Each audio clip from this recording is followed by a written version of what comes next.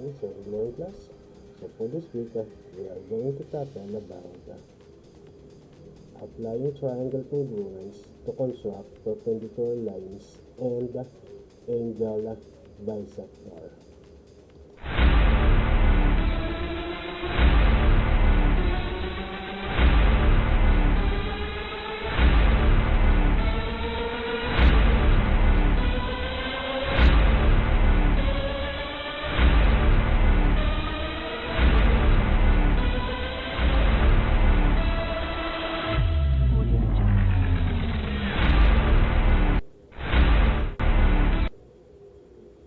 Okay, so we are now on our week 8, which is applying triangle congruence to construct perpendicular lines and angle bisector.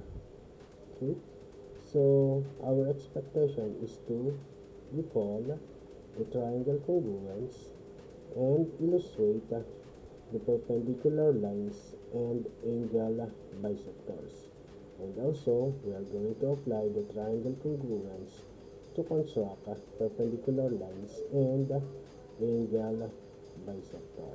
Okay? So when we say applying triangle congruence to construct perpendicular lines and angle bisector, so the triangle congruence plays a key role in the construction of perpendicular lines. Okay? So angle bisector, it is a line or ray or a segment that divides an angle into two congruent parts.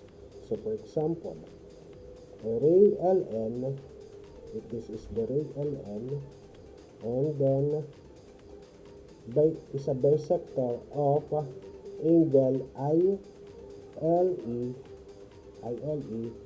if and only if N is in the interior of angle ILE and ILE is congruent to ILE. Think of that. So, to construct angle bisector, you need the following: the ruler and also the compass. So, steps on to construct angle bisector.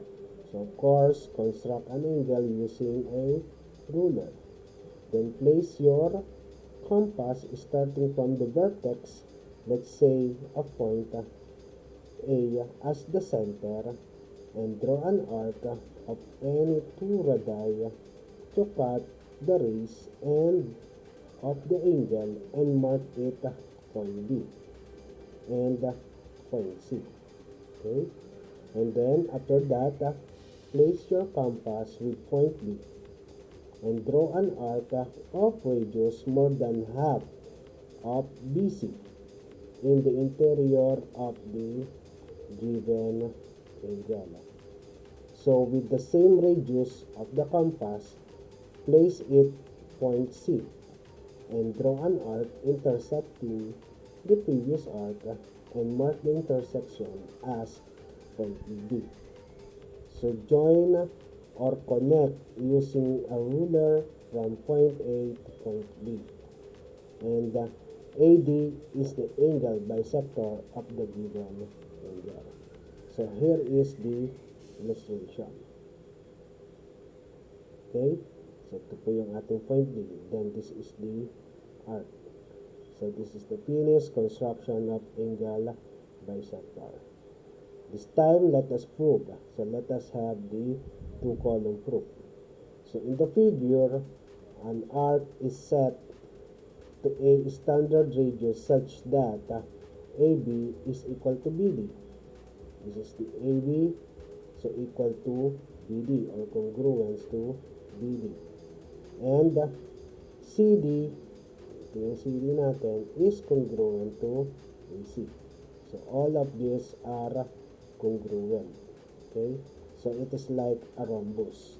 So the reason is by construction, and therefore we have AD is congruent to AD. This is the shared side of the two triangles, and that is by means of reflexive property. And take note that triangle ABD is congruent to triangle ACD, and that is side postulate. So all the corresponding sides are congruent. So therefore, angle BAD and is congruent to angle CAD. So congruent parts of congruent triangles are congruent. And so therefore, AD bisects the angle BAC. And that is for the definition of angle bisector. Okay? So once again, when we say angle bisector theorem, it is a point which is on the bisector of an angle. And then the point is equidistant, so equal from the sides of the angle. Okay, so let us have an example. So this time, let us solve for x. So UL is an angle bisector of RUE. Ito po yung RUE natin. Ito yung UE. So therefore, this angle are equal. So we have 6x plus 18 is equal to 88 minus 4x, which is the measurement of the two angles. Okay?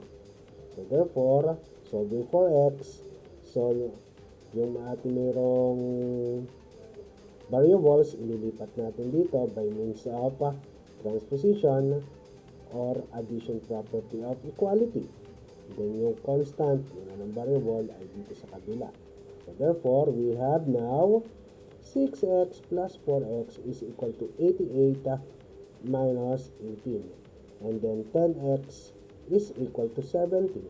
So solving for x, divide both sides by 10. Okay, so we have now x is equal to 7. Okay, so if x is equal to 7, so we can say that the measure of the two angles are, so 6x plus 6 times the value of x, which is 7, so 42, plus 18, so we have 60. Okay, so 60 po to. So tingnan nga natin kung ang kabila ay 60 din. So 88 minus 4 times the value of x, and we have 4 times 7 is 28. So 88 minus 28 is also 60. Okay, so that. So the value of x is 7. Let us have another example. LW bisects the angle GWO. Ito po yung ating GWO. Then ito yung ating LW. So therefore, itong side na to ay equal. So GL is congruent to OL. So therefore, we have 5x minus 12 is equal to 3x plus 4. So solving for the value of x, x is equal to 8.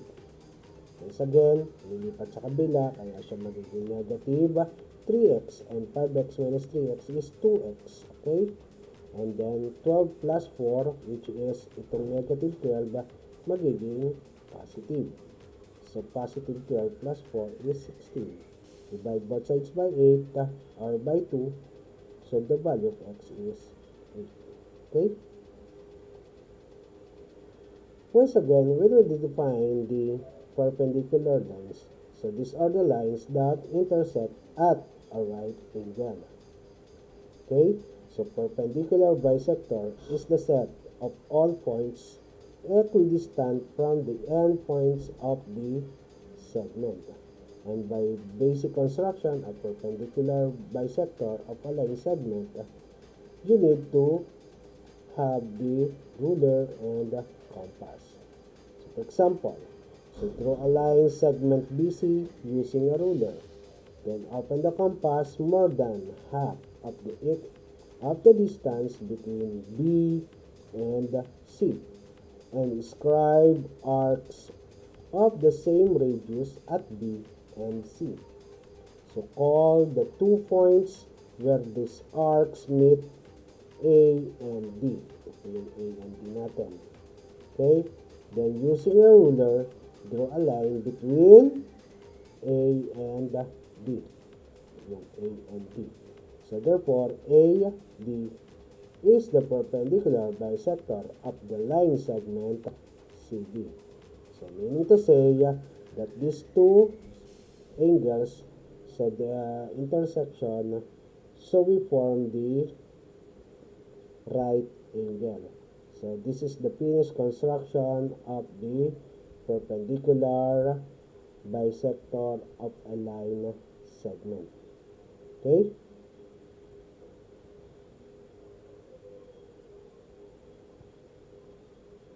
Okay, so let us continue.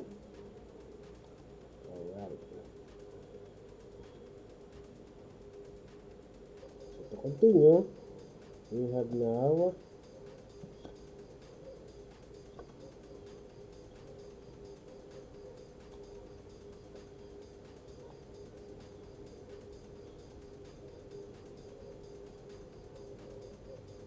okay, so this is now our perpendicular bisector wherein if a point is on the perpendicular bisector of a segment, then the point is equidistant from the endpoints of the segment.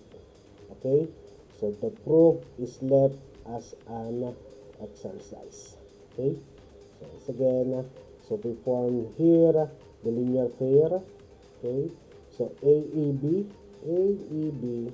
and AEC form a linear pair. So meaning to say, meron tayo ditong 90 degrees. Okay?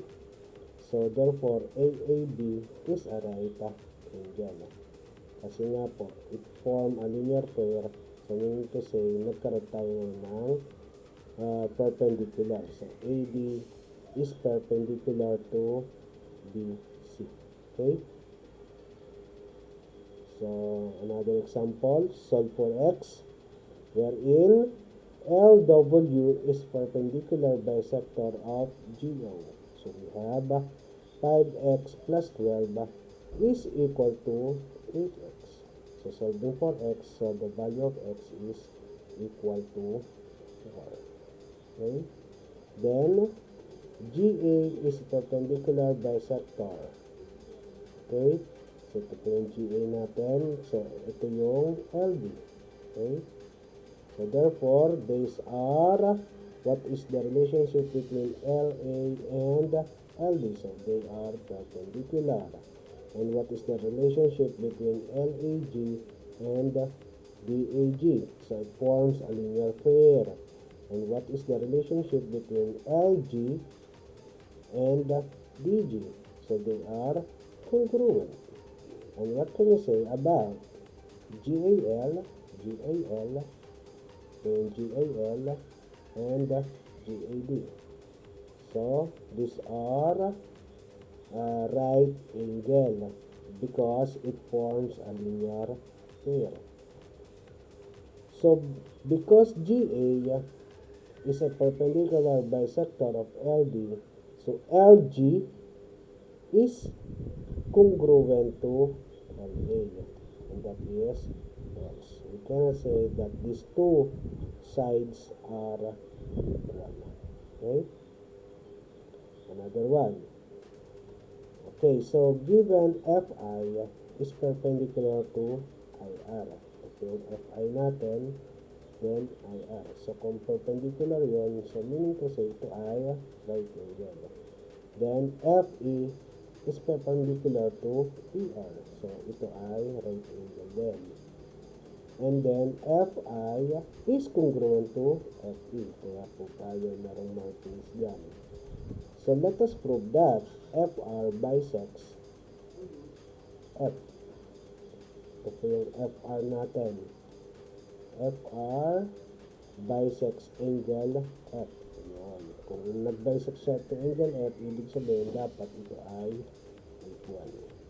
These two angles, which is I, FR, and E, FR. Okay, so given po yun. Then definition of perpendicularity. So angle I, and angle E are right angles. Okay? So therefore, triangle FIR and triangle FER are right triangles, and that is definition of right triangles. Kasi we form here the right angle. And then, this is a given. Then FR is congruent to FR, and that is a reflexive property. And then triangle FIR and triangle FER are congruent. Congruent parts of congruent triangles are congruent. So therefore, FR bisects angle F, and that is by the means of definition of angle bisector. Okay, so since equal ito, so definition of angle bisector. Okay, so for activity number 1, let's practice. So you are going to answer the 5-item questions. Okay, then for activity number 2, okay, so you are going to answer this. So are GM and YM perpendicular? So yes or no. Okay, so you are going to answer once again 5-item questions. Okay, and then for activity number 3, test yourself. So ito yung ating situation. Then you are going to prove that GL is congruent to GB. Ito yung GL, then GB. Okay, so yun po. And then you are going to fill in the blanks. So to complete the involved, and that is for 8 points. So to wrap up, angle bisector is a line or a ray or a segment that divides an angle into two congruent parts. So angle bisector theorem, it is a point is on the bisector of an angle, then the point is equidistant from the sides of the angle. And then when we say perpendicular lines, so these are the lines that intersect at right angle. Meron po tayong na-form na right angle. And then perpendicular bisector, it is a set of all points equidistant from the endpoints of a segment. Okay?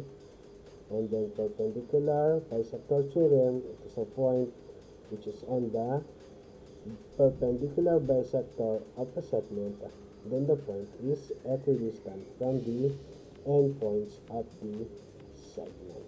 Okay, so for our post test, so we have 3 items. Okay, so all in all, we have 21 points for week 8 as your written works. Okay, so hopefully sana po nakatulong itong aking munting video para nasagutan natin ang written works nitong week 8. Okay, so thank you.